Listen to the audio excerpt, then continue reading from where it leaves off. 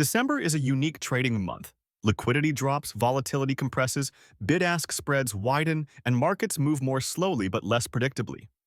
In this environment, rolling becomes one of the most important tools for managing risk.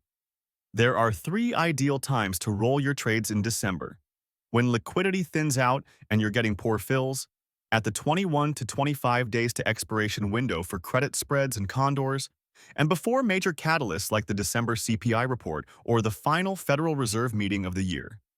There are three primary roll types you should use.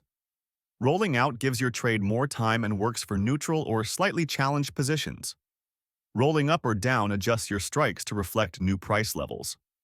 Rolling out and up or down resets the entire position when the underlying has significantly trended. In December, every roll should serve one of two purposes: collecting more premium or increasing safety. Rolling to increase risk or delay. Taking a loss is a recipe for starting January with damaged buying power. Finally, avoid rolling into low liquidity expiration dates, holiday trading hours, or the early January volatility spike. These are common mistakes traders make at year-end. Roll early, roll thoughtfully, and roll into cleaner setups so you start the new year strong. Thanks for joining us at optionstrading.org.